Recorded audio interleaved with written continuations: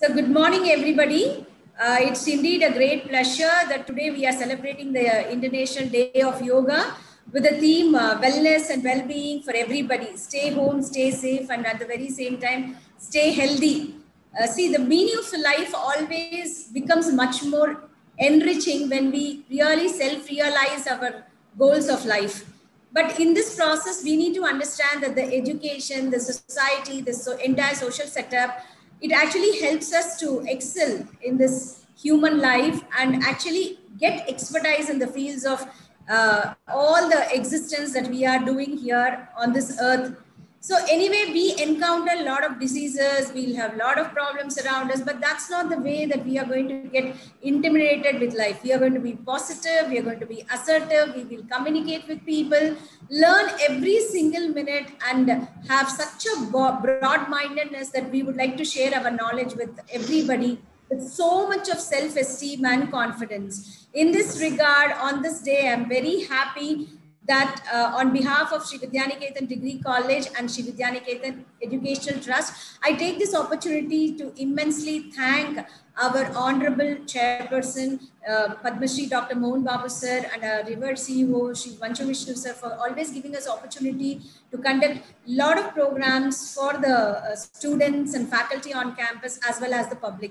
In this regard, or in this occasion, on this day, we are very glad and we are indeed fortunate to have with us very honorable and very respected resource person, I would say, Ms. Bindu Chinta, who has got a wonderful track record of being a trained yoga master and also a mindfulness and wellness trainer, apart from being a very technical person in a very top-notch position in the computer industry, as well as a very serious marathoner. So we have a list of wonderful things that she has been doing for this world and this society.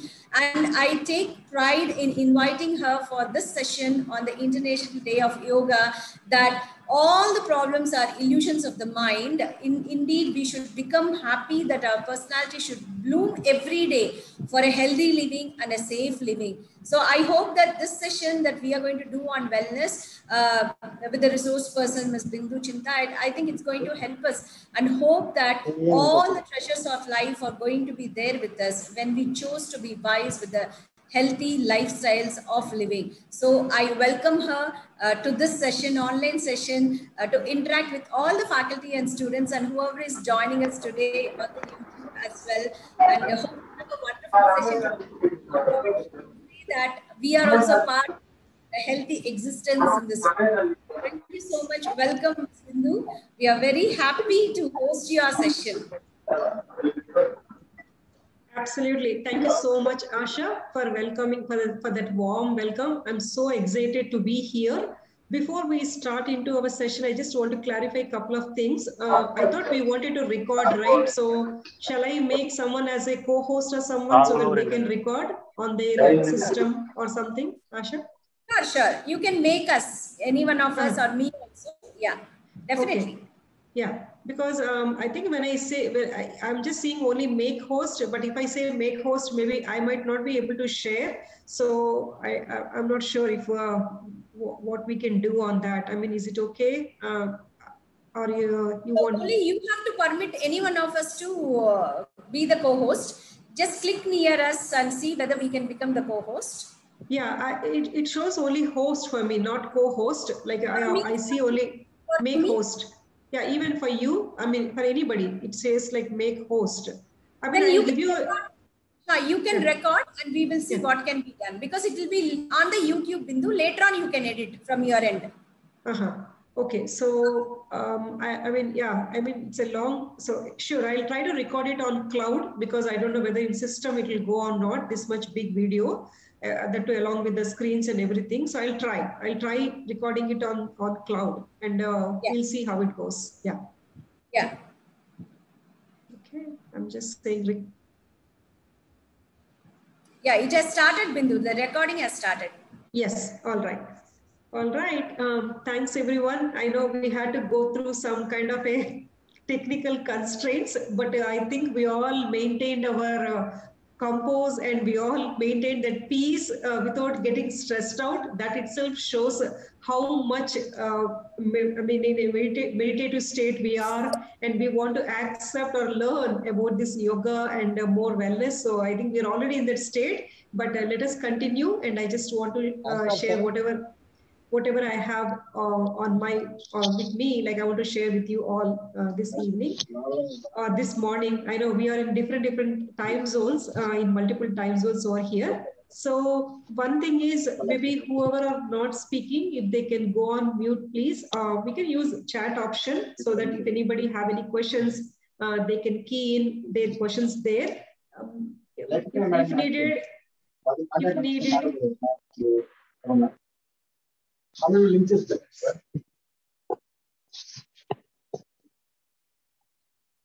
Yeah, I think someone is trying to share something. Munishankar sir has to go on mute. Yes,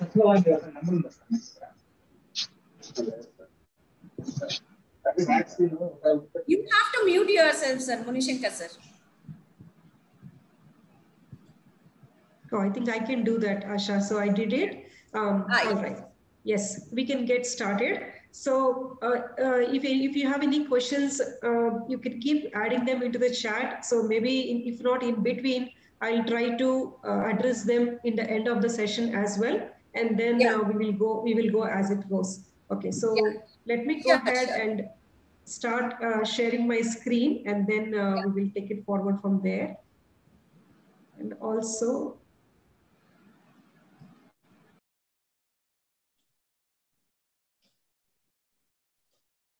yes.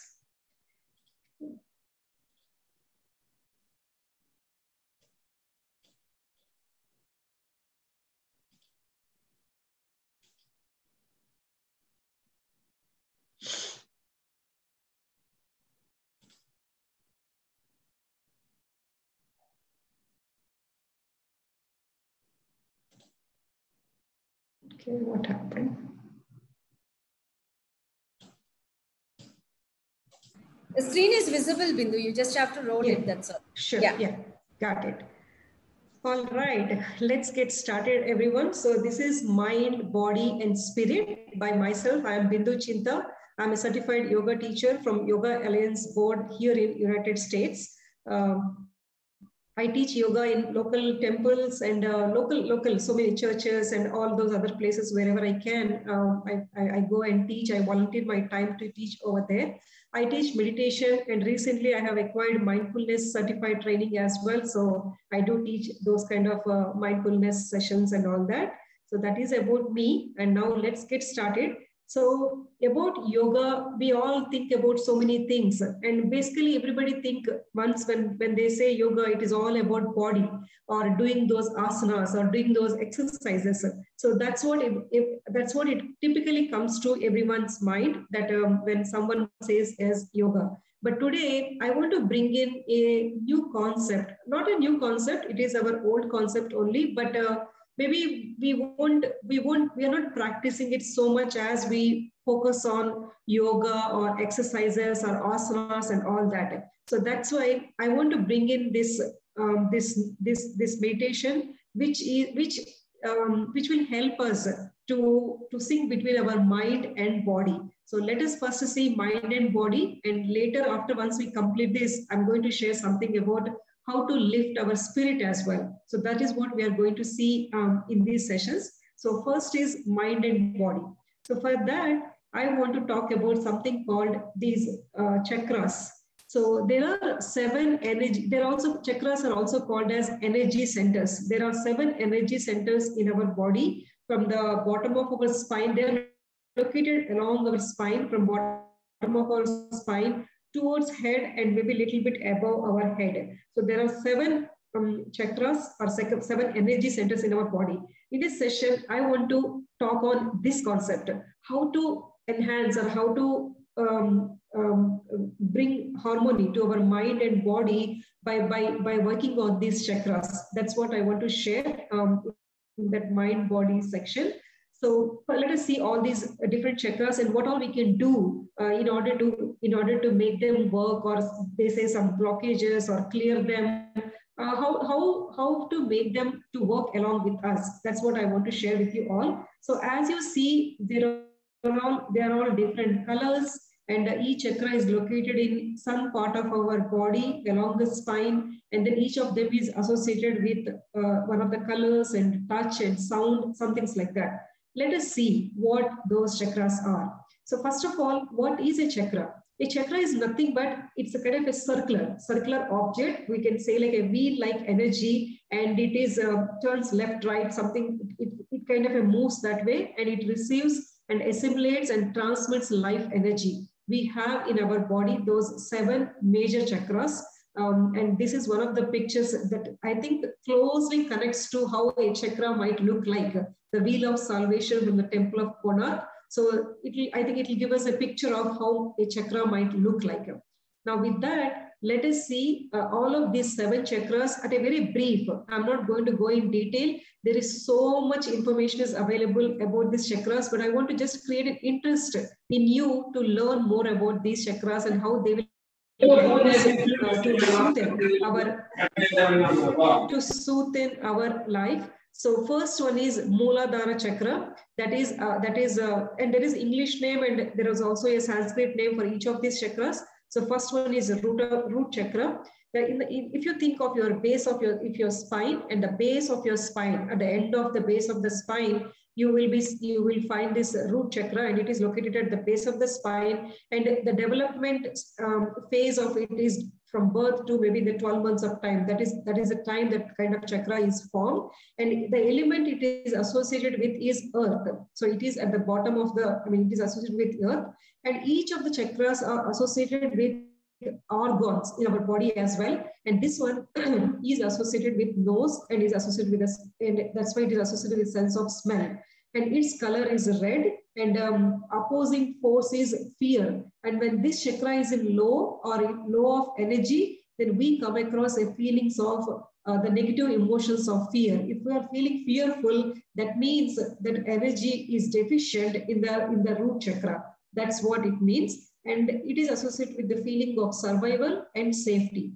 So like this, I have put together for each of the chakras, what is the opposing force or what is the color associated with that. So very briefly, I'll go through that. And then in the next of the slides, I do have some information on how do we energize them, what all we can do to energize this chakra so that we can bring peace and calmness to our mind and irrespectively to our body as well. So let us see them one by one. So that was our root chakra. And now the second one is called sacral chakra or the Swadhisthana.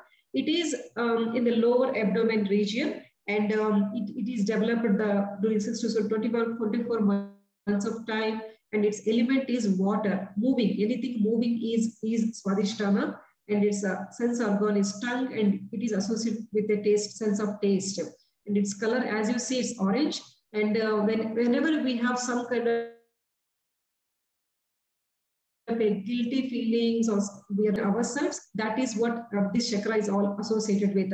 And it is with emotions like negative or positive, whatever it is, that kind of emotions strongly is associated with this chakra as well. And also, if you are creative, sometimes we feel so creative that we want to put in so many things, whatever we are trying to do in whichever way, writing a book or writing a paper or doing some YouTube video or giving a talk or anything like that. Sometimes we feel like we are in the creative zone. That means there is good energy in that Swadhisthana chakra.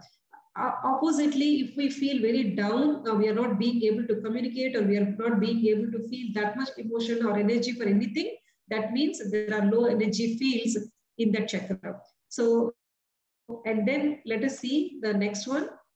That is solar plexus chakra. It is located between the lower part, like a stomach region. That's what I would say, in the stomach. And then it's you will see, you are seeing there when that chakra is being developed and what is the element associated with it. It's a kind of a willpower. Like sometimes if you think of it, whenever you want to do something and you'll feel strong sense in your willpower, like in our gut, we'll say, like gut feeling, we say, right? Yes, I think I can do this. That kind of a strong feeling. So that shows that is the strong where the strong willpower is coming from.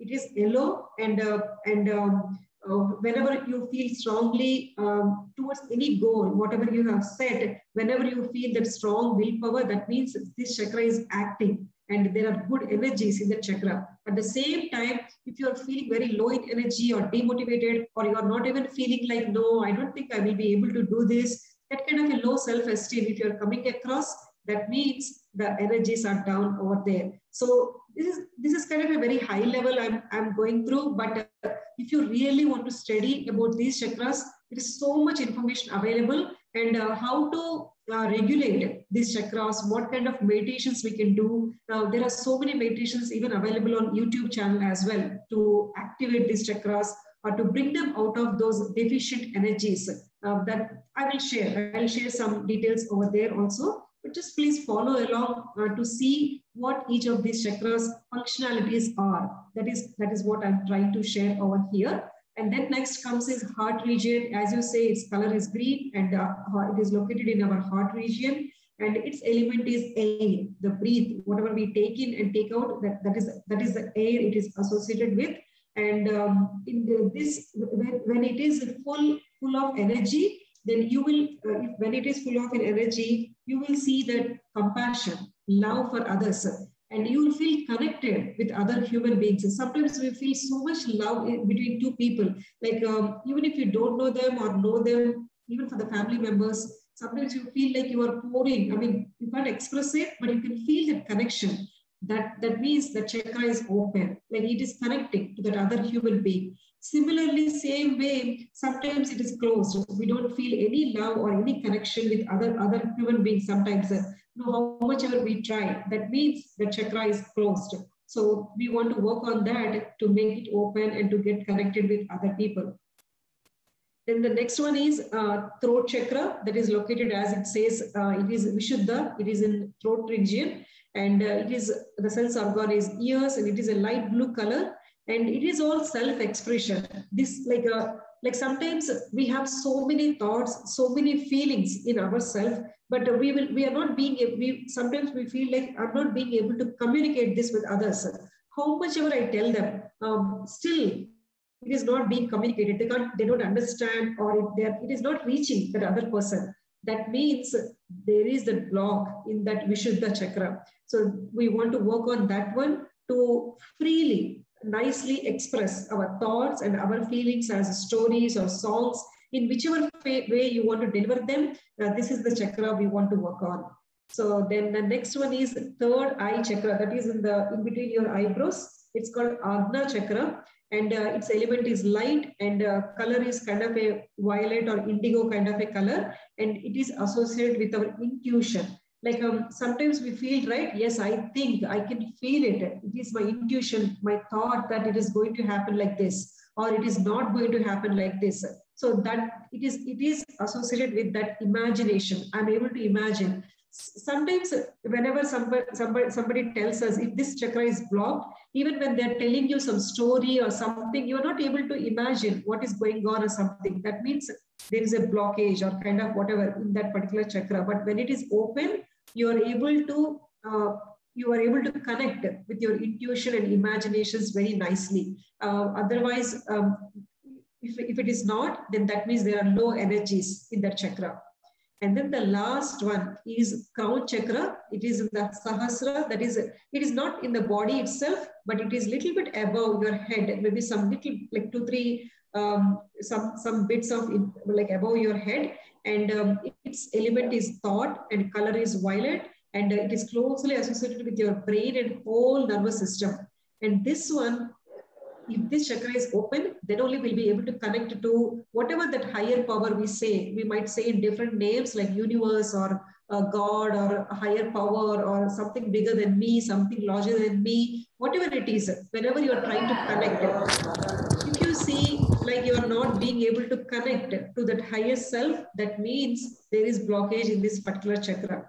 So now we have seen all chakras from bottom to up. So there are actually two kind of energies which are going through up and down. So they say energy passing from bottom to up is called liberating energy. That means as we are growing and as we understand these chakras and we spend time on them, we become liberated towards the higher universe.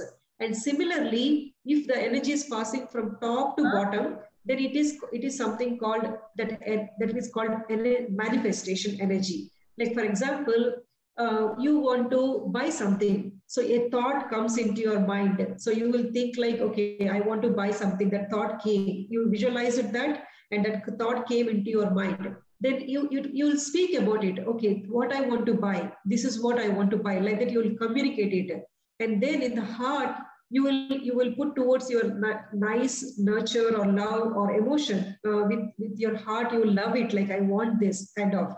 And then it comes to your solar plexus with strong willpower. You have a strong willpower and you will say like, yes, man, I really have to get this one. So like that, you will make a strong willpower. And then in the sacral zone, it moves that particular wish, whatever you have generated in your mind, it kind of moves. And then in the root chakra, it gets manifested finally.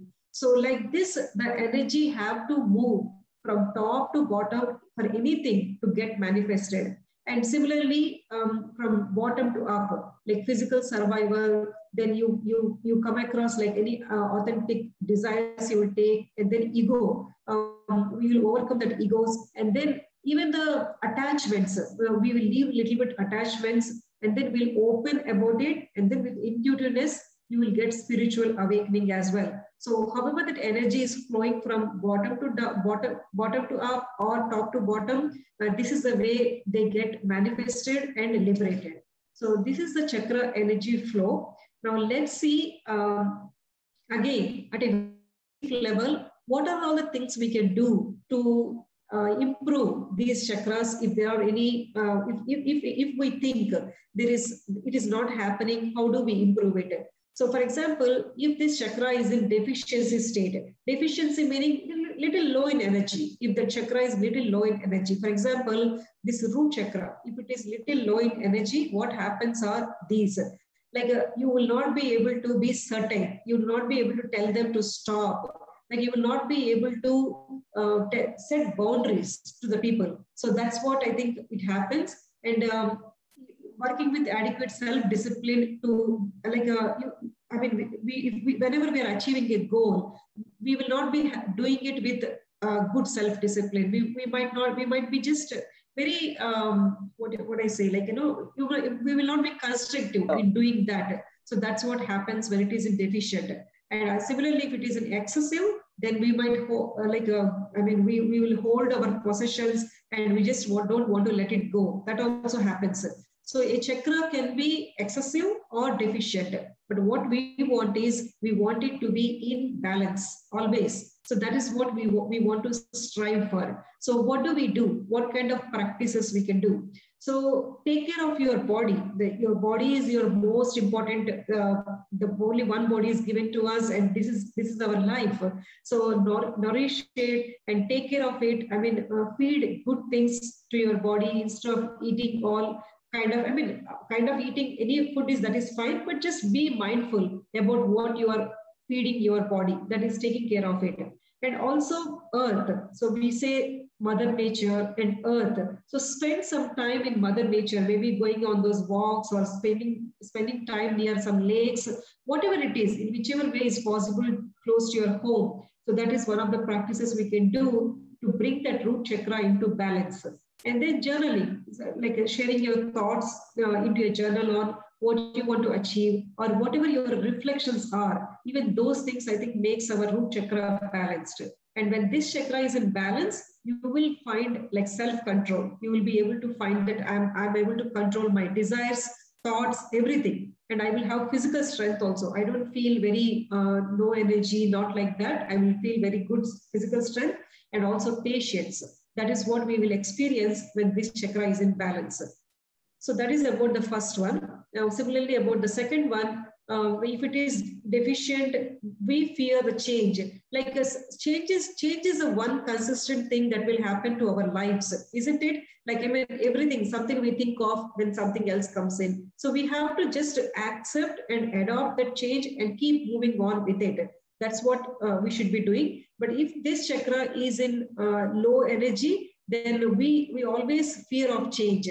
And we will not be so emotionally positive also. We will always a little bit dull, and we don't want to participate in any pleasurable activities, nothing like that. And similarly, if it is in excess, we will be controlled by our emotions. We don't have any control. If we get a strong emotion of sadness, we might cry. And if we get a strong emotion of anger, we might shout others. All these kind of things we might do. And we are kind of influenced by our emotions. When sometimes you might even think, right? I mean, in anger, we might say some words to some other people, but then later we will repent. Oh my God, why did I say that? I don't want to say such kind of bad words to somebody, right? That means we are being controlled by our emotions. This chakra is in excess that time. And we also constantly will look for social interactions. We can't spend time with ourselves. We always want to be with somebody or some group, something like that. And what are the practices we can do? This chakra itself, we saw, it is all water. The element associated with this chakra is water. So movement, anything, just do some things to move your body, do some exercise, go on a walk, simple things or simple yogasanas, anything. Just move your body and change, accept change, whatever change is coming into your life, or also not only accepting change, make some little shifts in your daily schedules or at your workplace. If something is always in one place or something, just change it, little bit, move the direction, and then that might bring in some new changes into our life. And then water is the element. So spend as much time as possible with the water if you feel this chakra is in excess or even in deficiency. So when this chakra is in balance, you experience good creativity. Like we feel like our creative juices are rolling now like that. So you will be able to finish that book or finish writing that blog or create that video, whatever you're trying to do, you will be able to do them very nicely when this chakra is in balance. And I think it is in this chakra where we can, where we develop an inward sense of self and an outward awareness of others. Okay, this is me and that is other, some things like that. That is about sacral chakra. Now, let's move on to the next one, the solar plexus chakra. This is all about willpower, strong willpower. Like sometimes we set a goal. I want to finish this by this day, or I want to do this by this day, but still we will not be able to accomplish it. And we always think like, oh my, I have set up a goal, but still, why am I not being able to accomplish this? Why am I not reaching my goals?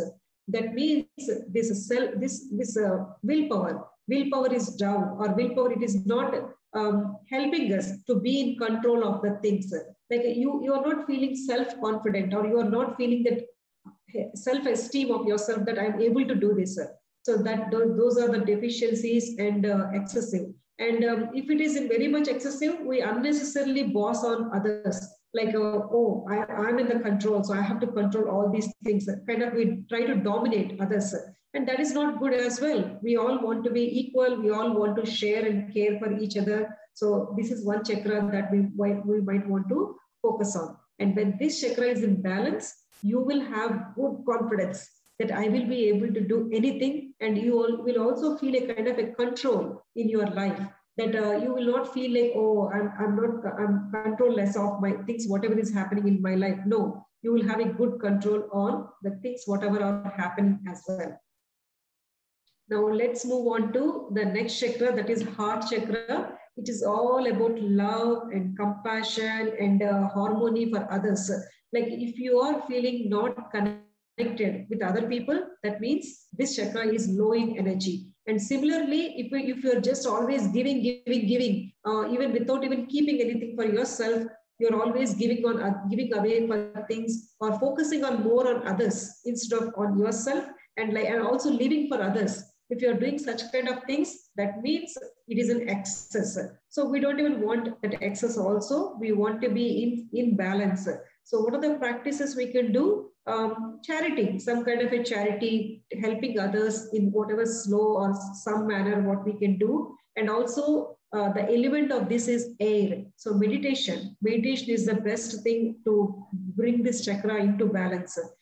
Takes few minutes in a day-to-day day. And sometimes meditation means people say like, oh my God, so many things are there. What kind of meditation it is? Participants, 18 members on our students. For me, the meditation is it's simply just meditation of simply taking few minutes for yourself. Close your eyes and then, or wherever you are comfortable, no need to even close your eyes. Wherever you are, just sit and spend some time, spend some minutes with yourself and focusing on your breath. Maybe that is a simple meditation we can even do. And also self-acceptance, accepting ourselves.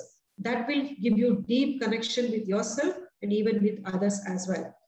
And then quickly moving on to our next chakra. The next one is throat chakra. This one, as you are seeing, if you feel uncomfortable speaking to others or not being able to communicate with others, that means this chakra is in deficiency. And excess means you are talking unnecessarily. So much you are talking, but there is no real meaning for that. That means this chakra is in excess. So what are all the practices we can do is kind of a singing or active listening or practice in silence. Even that also will help to bring this chakra into balance, where we will be able to share our thoughts very clearly with others. Now, these are the last two chakras. That is the third eye chakra, that is called your intuition one. And for this, the practices we can do is paying attention to our dreams. Like sometimes our dreams are trying to tell us something. So what is it trying to tell me? So that is what we want to pay attention on, and we want to build on those, whatever it is. And then also like vision boards. Some of you might have already doing it, like whatever we want to achieve in our lives, we want to just keep it as a vision board and keep seeing it. That will help you to achieve whatever goal you are trying to achieve, one of the ways like. And when this chakra is in balance, we will be able to organize our thoughts very clearly. Not so many thoughts are going on in our mind and we are not able to concentrate or we are not able to focus. That won't happen. We will be able to organize our thoughts very clearly and concentrate deeply on anything with this one. And the last one is this crown chakra, that is like above our head, which I told you. It is the one which connects us to divinity or the God or the higher self. If this chakra is not clear, then we will not be able to connect it to our higher self. We will always feel some kind of a disconnect. Oh, I'm not being able to pray God, or I'm not being able to be connected with that higher self. So that means we want to focus on this one. So the simple way to meditate for all these chakras is remember the colors. Remember the colors of each chakras. Like for example, root chakra, you want to work on the root one. Then you want to think about, just imagine that red color and just bring your attention to the place where that root chakra is. For example, the root is at the bottom of your spine. So close your eyes, bring your attention to the back of your spine at the below, and then imagine the red color. That itself is a very simple meditation to bring energies into the chakra. For example, in your heart, you are feeling sadness or you are not feeling very good, not connected with other people. Then simply take few minutes to sit down and bring your attention to your heart region. Okay, thinking about my heart. My focus is on my heart and I'm thinking of green color. That's it. That is a basic, simple way of meditating on the chakra, so that to make it open, and to also make the energy, bringing energy into the chakra. And simple exercise is, for example, if you want to feel how a chakra feels like for example, if you want to, no need to do it now. I'm just showing it. Like when you rub your hands very quickly, and then close and open them, something if you do such kind of activities with your palms also. And then when you try to bring your palms together, you will feel kind of energy in between these two palms. like as if it is pushing away to each of us, to each other, or you will even feel kind of a bubble ball kind of energy also. That is what is chakra. That is what is opening the chakras in your palms. So it is as simple as that to feel these chakras. So this is what I want to share with you all on mind and body aspect. So yoga, people say yoga is all asanas. Yes, we have to do yoga asanas also. There are so many wonderful things, beautiful things about yoga. And you all might have even saw some things, how to do a simple Surya Namaskar, or how to do a simple Tadasana, or a tree pose, or some kind of warrior poses, some things like that we all might have done. But I want to bring in a new kind of a concept or new kind of a thought process to share with you all what is all about, how do we control our mind and body. But working on these chakras, you will be able to do both. Mind, they are connected, mind and body, and you will be able to bring harmony and sync between these two things. That is about mind and body, what I want to talk about. Now let's move on to the next part, that is spirit. I want to share some things with the spirit also, but let me just quickly stop sharing at this time and want to see if there are any questions or anything we want to talk a little bit before I move on to my other topic of spirit. Anybody else have any questions or anything they want to check with me, or anything they want to ask on the concepts what we have went through?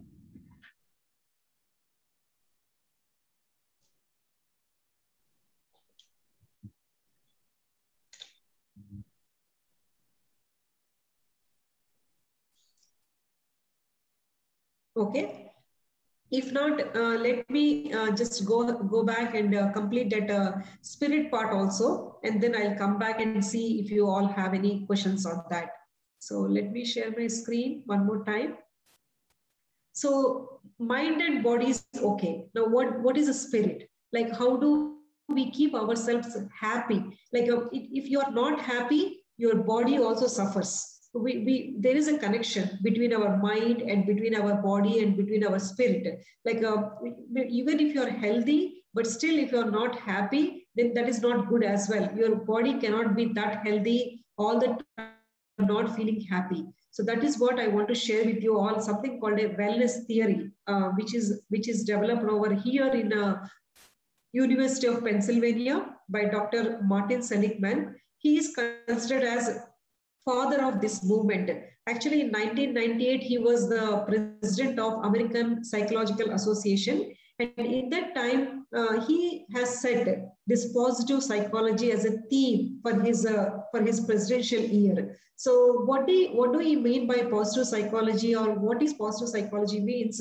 Like the traditional psychology used to focus on the negative aspect of human beings. Like, okay, what is wrong with him, or how to reduce that negativeness from that person. That is what it seems the traditional psychology used to focus on. But the positive psychology focuses on what is good in the person, what is good with this person, even if he's having some issues, but still let us see what is good in him and let us bring that good up. That by that we can make him feel much more towards the positive or towards healthiness or a total well-being. That's what Dr. Martin Seligman's thoughts are. And as part of that well-being theory, he talks about all these 5 things. Like in our day-to-day life, we should spend a few minutes to bring each of these concepts into our life. So they are positive emotions, engagement, positive relationships, meaning, and accomplishment. Now let's see again at a very brief and high level, like what each of these concepts are and what are the activities we can do to bring these concepts into our day-to-day life. So the first one is Dr. Seligman talks about if you have positive emotions, then that life is called a pleasant life. So he talks like 3 ways we can bring those positive things into our life. One is positive experiences. Do something to create that positive experiences, and then positive emotions. Like for example, you're thinking about the past. Hey, I'm so thankful about that thing, whatever has happened. I'm thankful about my family. I'm thankful about for my parents, or some things like that. and about the present, like you are being mindful, you're enjoying, and also for the future, I have hope. I have hope that everything will get resolved and we live a happy life once again, something like that. So these are the positive emotions we want to cultivate in our day-to-day life to bring or to live our life a pleasant life. Now, these are some of Dr. Fredrickson. She formed this kind of a positive emotions in her research, like joy, gratitude, serenity, on all these emotions, working on them, like working on these positive emotions, how we can make a human move from negative to positive. So these are some of the emotions what she did research on. Dr. Fredrickson is from University of North Carolina. So much work she's been doing on positive emotions. And now, what are the actions to build this pleasant life? There are many actions, but in a simple way, I want to share about these three things. Well, they are like every day, give yourself few mindful moments. Like always, we have that non-stop radio going on in our mind. Like so many things, one after another, so many thoughts will keep coming. So instead of thinking that non-stop thinking, just giving some mindful moments to ourselves will help us to bring that positive emotions into our life. And then some other things like scheduling some positive events. Like, for example, we always have this doctor appointment or this movement, this appointment, that appointment, right? So how about setting some time for ourselves, just to listen to some music, or maybe watch some TV, or praying to God, anything, some time I want to set it up just to bring those positive emotions, taking that time. So that's what, this is one of the activities to bring positive emotions. And for me personally, gratitude is a positive emotion. It is so simple, but we can do so many easy things to bring it into our life. Like for example, right now, I'm so thankful for this opportunity that I'm able to share this whatever knowledge I have with all of you. We are all we are all learning from each other. So this quote by famous poet Rumi, he says like, if you say only one prayer in a day, make it thank you. So we should be thankful for whatever we have instead of being sad about what we don't have. I think that will bring so much positive emotions into our life and also lifts our spirit and makes us happy. So that was the first one, the positive emotions. And second thing is called engaged life. So this is what Dr. Seligman refers is finding your character strength. Like some of us might be very good in talking. Some of us might be very good in teaching. Some of us might be very good in writing papers or writing books or leadership or love of learning. There are people who want to learn many things. So find your character strength, find your signature strength. What is your signature strength? And then do some activities based on that strength. For example, if you love teaching, then yes, why not instead of just teaching to a few people, teach maybe in local schools or local libraries or local some places, go and do some charity work to teach as well.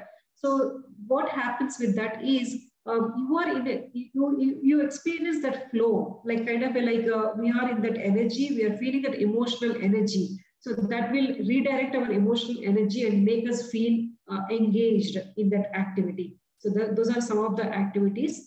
And then personally, for my favorite, I would share is my favorite is reading books. Like in a year, at least I read some 100 to 150 books. And that's one of my favorite things, what I do to get engaged in that particular activity. And similarly, third one is that managing relationships. See, for example, if anybody asks us, what is the most important thing in your life? We always say it is our family. But if we are asked questions like how much time you are spending with the family, I don't think we are spending that much time what we have to give them. So I think we should remember ourselves that relationships also are very important and we should consider spending some time with them to keep ourselves happy. And for me, what I do is my teaching this meditation, teaching this yoga, that keeps me connected with people. So my family is just not my family, immediate family, where I have my parents or my husband or my children, something like that. Whomever I interact with in my classes, excuse me. those students also become my family. So that's what family is all about for me. And I take time to spend time with the family, which gives me that happiness to me. And the fourth one is the meaningful life. So this is what I mentioned about finding our signature strength and not only helping ourselves, but helping something larger than ourselves, like serving in the community or school or nation or world, wherever it is, like serving something bigger than ourselves gives a meaning to the task, and it will also keep us motivated and also happy. And then the last one, so for me, again, the meaning is I do so many youth leadership and communication activities in the local community. So these are a couple of things what I do in summer. Basically, the students are available and I work with them to help their communication and leadership skills. So that is one of my ways which will add meaning to whatever I'm doing in my life. And then the last but not least is accomplishment. If we don't have any goal that we need to reach to, we will not feel motivated. Like, for example, if children don't have any exams at the end of the year, why do they study? What for? I mean, that's what I think it becomes like. So there should be some goal, something we want to achieve that will keep us motivated to reach and to do things also. So acknowledge whatever your goals are, set it up, and make sure you have your goals and then you are working towards them. And for that, what are the things we can do are affirmations, visualization. Affirmations should always be like in present tense, like, yes, I can do this. I can achieve that. I can get that cleared. Whatever it is, just talk to yourself, say to yourself that you are able to do it, and then visualize. Famous athletes and sports people, everybody say that, right? But first, before achieving in the real world, they'll do it in their mind numerous times. When they run it in their mind, that will help them to achieve in the real life also. So that is about, these are the couple of things what we can do to keep ourselves motivated. So that is all about the karma or the wellness theory to keep our spirit happy, like positive emotions and engagement, positive relationships, meaning, and accomplishment. When we do all these things, that is a time which will help us to keep ourselves happy as well, along with our mind calm and along with our body being healthy as well. So this is what I wanted to share with you all. I'm available. I have a podcast show that it's called Inspire and Empower. It's available on all of the streaming apps. You will hear more of this kind of messages. I have so many messages listed over there. If you're interested, please tune in whenever you can and just hear on one of those podcasts. And also I'm there on Facebook and on the same name, Inspire and Empower, on YouTube also. LinkedIn is, if you want to connect it with me, my LinkedIn name is my name itself, Bindu Chinta, and I'm available on my email ID as well, bmchinta@yahoo.com. So anytime on any of these concepts, if you want to explore more, or if you want to hear more or know more of any of these details, please feel absolutely free to reach out to me. I will be more than happy to share any of the details with you all. And with that, I think we came to a conclusion of our session. And I'm so thankful for this opportunity. Now let's see if anyone have any questions or anything they want to share on whatever we have talked about. Yeah, that was really wonderful, Bindu. So we had a very interesting session. So before Sir is ready with, I think, few of the questions, and he will lead that. So before that, I would like to ask a few questions, because I think I have to learn a lot from this. I think from today, I'll start a new way of once again living in a different way, as you say. So I think that will be a new start on the International Day of Yoga. So first, the trainee for you after the International Day of Yoga presentation, that's Asha. Okay, that's Asha Lata is joining you as a trainee. So with that context, I would like to tell you or ask you one small question, ma'am, because like say, for example, like you were talking about chakras and all that, in spite of all our knowledge and understanding, that's a very beautiful thing that early in the morning, we only feel dejected because no one at home will be helping us. And at the end of the day also, nobody will be appreciating us. Yeah. So most of us, we get pressurized with this, whether we accept it or we don't accept it. Most of us, we do it. Now, I say there is no bar, both men and women. So we get pressurized with that. So what do you think is the best way of handling that? So my best way is, I also used to think like, hey, I worked hard so much and I came back home. Why don't you give me that star? Why don't you give me that medal that, oh, she did so good job over there. So I used to expect that. So I understand that it is my expectation that is that is not being filled.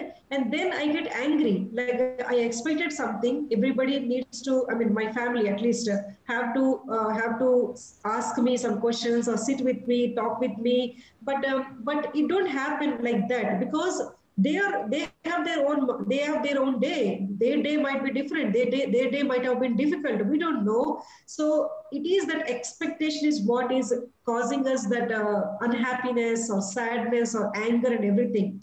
So we have to think like whatever we can control. I can control my mind. I can control myself. So slowly I developed that kind of a attitude that if they come and talk to me, that is well and good. If they don't talk to me also, that is well and good. I am going to accept it. So telling that to ourselves is the constant thing we need to do. It is not 1 day, 2 day thing. Like, okay, 2 days we did, now it became a habit of ours. It won't happen like that. Day after day, month after month, we have to cultivate that kind of a habit. Then you will feel happy, because you are not depending on others for your own happiness. When you do that, you are the happiest person in the universe, because your happiness is in your hands. You're not giving it to other people to make you happy. That's what I do, Asha. Yeah. And one more thing is that, like, this is at home. So sometimes, as you said, the acceptance works.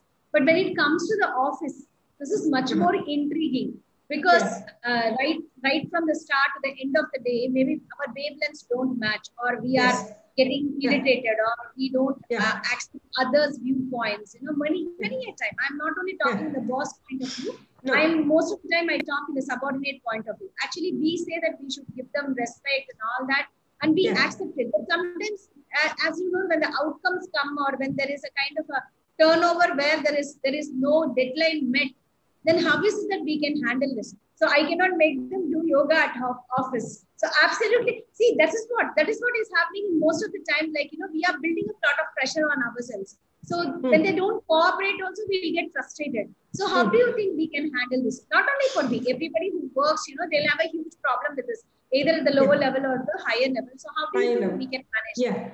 Yeah. So yoga might not be yoga also can help definitely, but I think this is kind of maybe a strategy, like, goals and planning. Maybe, for example, after 1 week, if you want some report or something to be delivered by that person, instead of just leaving it to that person and just asking on the 6th day or 7th day about whatever their delivery is, kind of a following up with them, or having a touch point in between. Maybe after 3 days, can I see half of that report or half draft of that report, something like that. So we know they are working on it. And also making them, giving them that responsibility, making them accountable. Okay, see, this is what, sometimes they think like, okay, you said it, but it's okay. We didn't make it clear to them that what we are expecting from them. So normally I see in my company also, in the teams, that's what happens. Oh, I thought like it's okay if I don't deliver by that week or something like that. No, I said that it is very clear. So making it very clear, and also having those touch points in between, following up on them, not constantly, not like everyday follow up, but whatever the timeline, like which works for us. Like 3 days after, I want to see half of it done. So when I see that progressively, I know half of it is done. So remaining half will be done by the later. And also nowadays here, at least in United States or wherever, mostly what I'm seeing is nowadays the compassion and empathy. Like even companies like Google, GE, General Electric, they are bringing these concepts of mindfulness into workplace. They have meditation rooms. They're doing some research. Like okay, this team goes to meditation classes for a month. This team doesn't go to meditation classes. Now after that, they're seeing both the team's performance and everything, and they see mind-blowing differences between the teams who are doing meditation and who are not doing meditation. And also meditation means it's not like this team is doing for hours and hours of meditation. Maybe when they come to the meeting, first 1 minute, just 1 minute, let us all just be silent. Let us all be silent. Such kind of things. When we practice that, and also when we meet new people, just making a silent prayer in our mind. I wish this person to be happy, or I wish this person to be calm.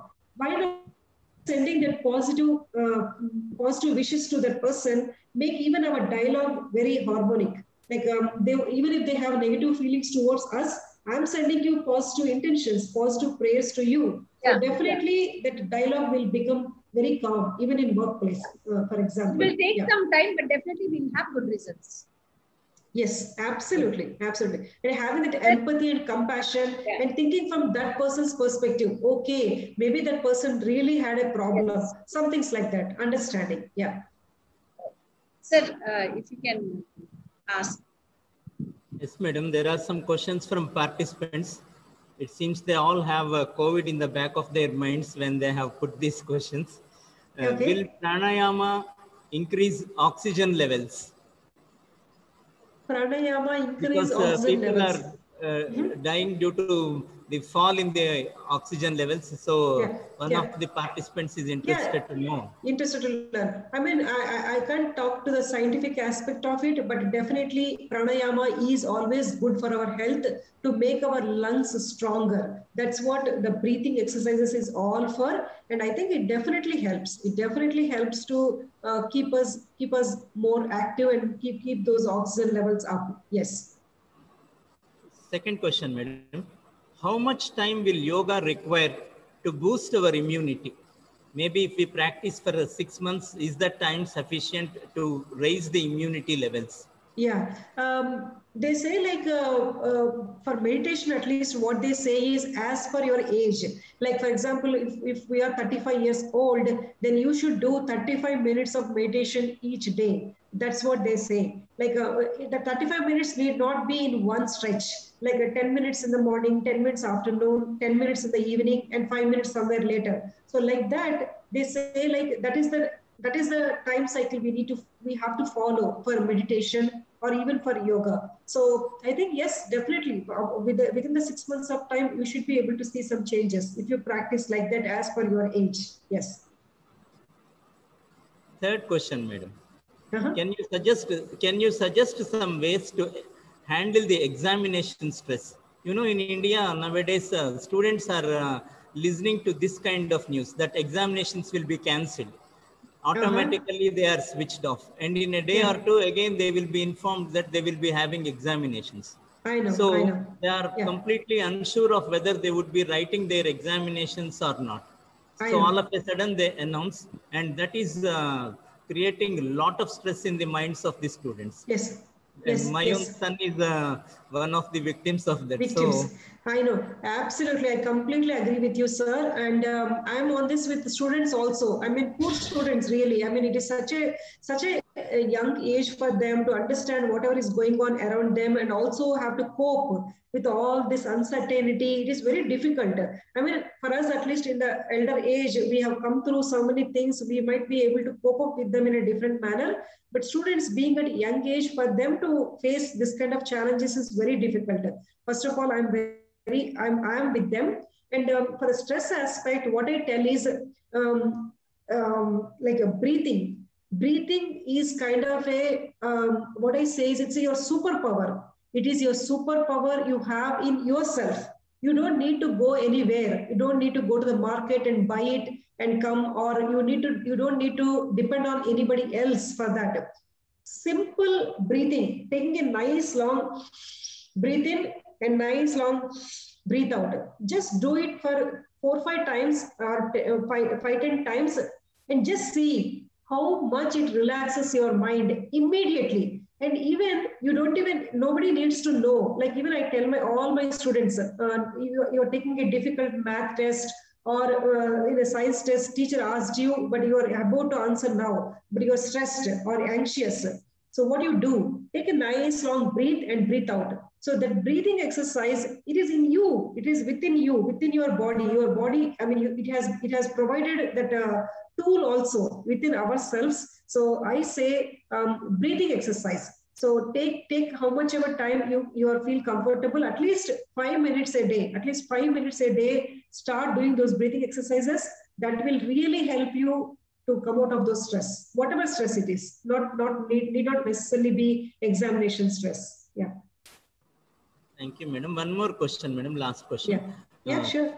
People who are suffering from ear problems, whenever they go for deep breathing, ear problems, whenever they go for deep breathing, will that impact their ears? Because now of late, many have started doing this pranayama, thinking that there should be sufficient oxygenation to the blood, and one of the participants wants to know whether that would impact or whether that would have any problem on the ears.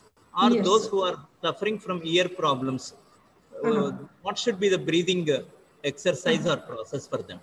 Yeah, so I'm really, I didn't come across anything like that, doing pranayama will cause some ear problems, or if already they have ear problems, can they do the pranayama? I mean, this is one question I think maybe I want to go back and check and get back to you on that. But really upfront, I didn't hear anything like pranayama will cause any ear problems. That's what is my answer. But still, I will check on that and I'll get back to you. Thank you, madam. Madam, you are a marathon runner, but today was a slow and steady wins the race. All of us could understand what all you have said in a very nice way, madam. Thanks a lot, madam. Oh, wow. That made my day. Thank you so much. I was rushing. I was thinking like, oh my God, all these people, like, are they, I mean, following, or like, am I going too fast or too slow? What's happening? Like that, I'm thinking in my mind, and I was just rushing through. But I'm glad you said I went slow and everybody could understand what I'm trying to share. Yes, madam. Thank you. Madam. Thank you. Thank you. Over to you, principal, madam. Yeah, thank you, sir. Thank you, Bindu, for that wonderful session. I think, it's not only on the yoga day, because I was, talking to another resource person who's going to join us a little bit later. Sir was also telling, it's only not only on the International Yoga Day, but day in and day out, we need to take care of our health. That is what the pandemic has taught us. Somebody, okay, fine, vaccination we know has given a little bit of a, help for us, but still those who are healthy mentally and, with the body sound, like they are able to understand situation, fight out. They were able to, I'm not saying it happens with everybody, but at least they were able to fight out with the pandemic. So in the course of the time, I think the Indian heritage, culture, everything has started that the integrity of soul, mind and body, it makes us so strong that we can be the, peacemakers of the world. So I think Indian heritage has taught us a lot and enriched the world a lot. And this is the right time, once again, we take an oath to follow it very seriously. That is what the food or the exercise or the different kinds of thought process that has evolved through the ages, they're all time tested. So they are still there and we are following them even now. As you say, in the technological world, they are following, but sometimes we don't follow it very meticulously. But I think apart from International Yoga Day on the 21st of June every year, I think the well-being will be there only when we follow it continuously and see that we are taking care of ourselves, our family and everybody around us. Okay, we are happy. Yeah, we are fine and we are able to make ourselves happy. It is absolutely fine. But actually making others comfortable and happy is also another part of life, which actually gives us so much of self-satisfaction or the realization that we have reached the goal of being a social person.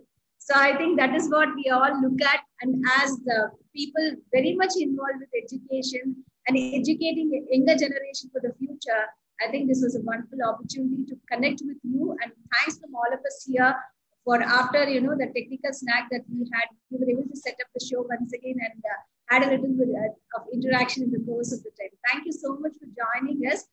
We wish you a wonderful year ahead and hope we'll have many more sessions like this. So I thank all the participants, faculty and staff who have joined the session today. Have a wonderful day. Thank you so much, everyone. Have a wonderful day. Yeah, thank you. Thank you. Thank you.